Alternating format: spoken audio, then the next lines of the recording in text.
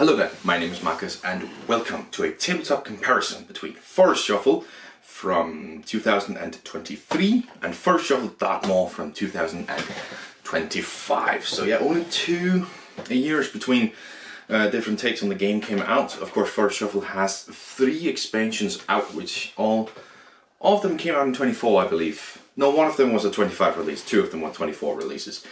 And this one, Dartmoor, doesn't have an expansion yet. Maybe next year, maybe not, who knows. First, a quick introduction to the games. They basically play the same. You start off with 6 cards in hand from a pile, where in the bottom third of that pile are 3 winter cards.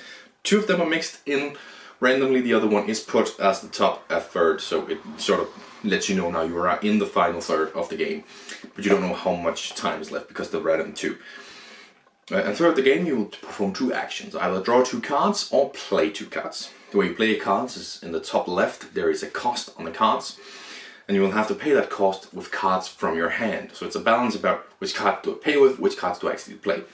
And when you play them out up, face up on a grid in front of you, not a grid, just a row in front of you, a maximum of 10. If it exceeds that, it will be removed.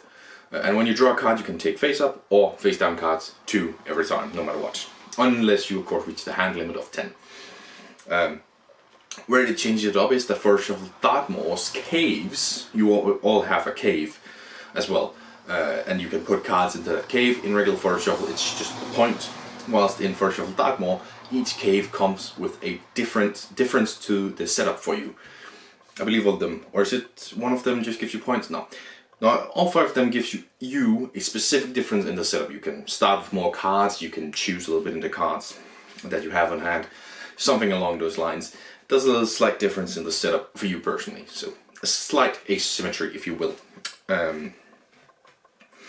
But other than that, the gameplay is the same as playing them down. You need to first play down 3 cards, and 3 cards can have top, 1 card above, 1 card below, 1 card to the right, 1 card to the left. These cards are all different, as there you can get side cards where there's a creature either left or right, or a card where there's a creature either top or down. In Forest Shuffle Dartmoor, you also have moors as terrain cards, which are sideways. They cannot have cards on the sides, but they can have 2 at top, 2 at bottom. And you also have shrubs, which are sort of like trees. They work like trees, except they don't count as trees and have different abilities, where trees mostly score points. These ones give you some kind of ongoing ability. Whenever you do this as well. The shrubs comes from an expansion in Forest Shuffle. Yeah, I think I've gone through basically the gameplay of them to understand. I have also done a review of each, which I will, if my hand is correctly placed, somewhere around here, I believe it will be. It might be over here, I'm not sure. But it will be like a card thing that shows up. Each of them reviews for them. So yeah, they are quite similar in gameplay, but there are a few differences. For example, Forest Shuffle, regular Forest Shuffle, it has a few obvious strategies. There's a few obvious cards that you definitely want to play these cards. Like if you get an ant, you do want to play that ant because it scores points per card below, and it's a good thing. Wolves and deer is an obvious combo that scores a lot of points.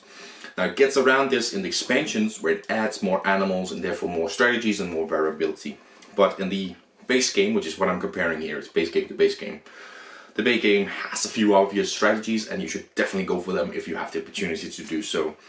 Whereas Dartmoor doesn't really have a standout strategy. It is, I think it definitely is heavier on below and above cards, due to these moors being in the game, which aren't in this game, of course. But to me, it lacks an obvious strategy. Now, I would say both things are good. Like in Forest Shuffle Dartmoor, you are more open, and you know that you will be more competitive, no matter what strategy you go for. Whereas in Forest Shuffle, you know, oh, I just got a wolf, I have an opportunity here. But you can still work around it. Like just playing down the wolves is not a guarantee to win, because if everybody goes for it, there's only 4 wolves in the base game. So both things, it's not necessarily bad. I can see maybe with the base game of Forest Shuffle you would get a little tired of it, because wolves, and Dartmoor would be more difficult to get tired of, because you can always go for a different strategy. But I wouldn't say any of them is obviously bad. Maybe Dartmoor needs expansions less than regular Forest Shuffle. But there's also one thing that Forest Shuffle does a lot better than Dartmoor. It only has one type of terrain. It has the trees only, whereas Dartmoor has three: moors, trees, and shrubs. So getting combos is a bit more difficult in Dartmoor, because you need a moor and a shrub that maybe bounce off each other and then they'll play the correct cards after that. Whereas in Forest Shuffle it's a lot easier to get combos. I mean, there are two types of trees that we almost never play just because, but I should go for those next time. But it's a lot easier to get combos. You know, if I play down it's a beech, B-E-E-C-H, I need 4 of those, and I know that there's going to show up at least 4 of those throughout the game. You have the linden where I just need most of those. I know that they're going to show up. I should go for those. So it's easier to combo, easy to score. There's also quite a few animals and the trees themselves that score based on how many trees you have. So it's a lot easier to have those combos show up and work for you than it is in regular in Dartmoor here, where it gets a little bit more difficult to get the good combos going. But still, you have rich opportunity throughout both games to really combo your cards throughout. And they have a different feeling. In regular Forest Shuffle, base game of course, the cards on the side feel quite a bit more powerful and better than the cards above and below. But it's the other way around with Forest Shuffle Dartmoor, where the cards above and below feel a lot more prevalent and a lot more powerful than the cards on the sides. So they sort of shift that around a little bit. I definitely think that Forest Shuffle Dartmoor could do with an expansion that adds a few more side cards that just combo a little bit better. Forest Shuffle has the second expansion. I don't have the rulebook yet, I can't remember what it's called, but it's the second expansion. That run really opens up for the top-down cards. And if you want to buy just one expansion, I would say Forest Shuffle with that second expansion. It's not the Alpine expansion, and it's not the Exploration. Edge of the Woods, I believe. The Woods Edge, something like that. That really adds in more things that are powerful, like the wolves, and activates the top and bottom cards. Really good. But other than that, they both sort of have, you know, side or top down as a strength, stronger cards, definitely. Sorry. And one thing I will say is Forest Shuffle, I think it became a better game with a couple expansions. As I say that, the Woodlands Edge, I can't quite remember, but it's something like the Edge of the Woodlands Edge or something. That one is a really great expansion, and the Exploration expansion is also amazing because it brings in abilities on the caves, sort of like in Dartmoor. So it really improves the game with the expansions, whereas in Dartmoor they try and take from these 3 expansions for Forest Shuffle and mix them into the game without adding everything from the expansions into the game. And I think they mix in a little too much. We could have done without the shrubs and just be trees and moors. You know, the cave powers are really brilliant, but like, get rid of the shrubs, focus on that, make the side cards a bit better as well. So it mixes them in too much in a bad way, whereas with Forest Shuffle it actually, with the expansions, become a little bit better of a game. So it's sort of a interesting can't remember the word, so whatever. What I will say is both games are great. I have given both of them a 9 out of 10 because I really think they are really, really good. Forest Shuffle, the base game, is a bit easier to go to. As I say, there is a few less. It's a little bit easier to combo. There's a few obvious strategies, so it's easier to get into. And then adding expansions will really flesh out the world quite a bit. The world, I wouldn't say the world of Forest Shuffle, but it really fleshes out the game and brings it more to life once you're comfortable with it. Whereas Forest Shuffle Dartmoor is a little bit more difficult to get into.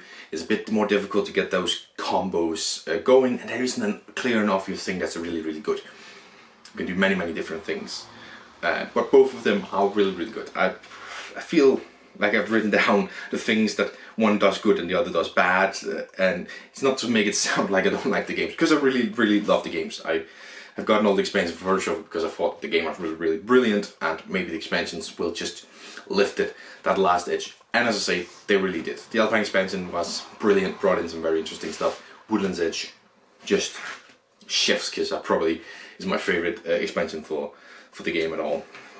Woodland's Edge, I've decided that's the name of it. Now, which one should you buy? Well, I would say if you're going to buy just one, and you only need one because they are very similar. If you need just one of them, I would say go with First Shuffle, regular First Shuffle. Because again, you can try it out. If you like the base game, you can get, there's 3 expansions out for them. Each of them adds something new, adds something different to change up the game. The Alpine expansion sort of just adds more of the same. Adds a few more birds and top-down cards, but mostly adds more trees.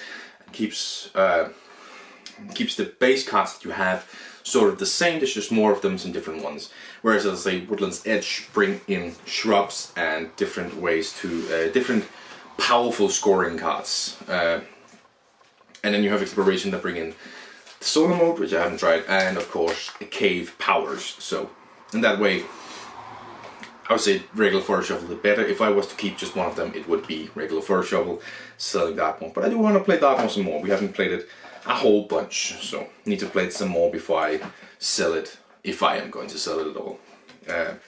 So that was my comparison of First Shuffle and First Shuffle Dartmoor. I hope maybe it is useful for someone to decide which one they want. That's what I'm hoping to do. But thank you very much for watching, and I'll see you in the next one. Bye!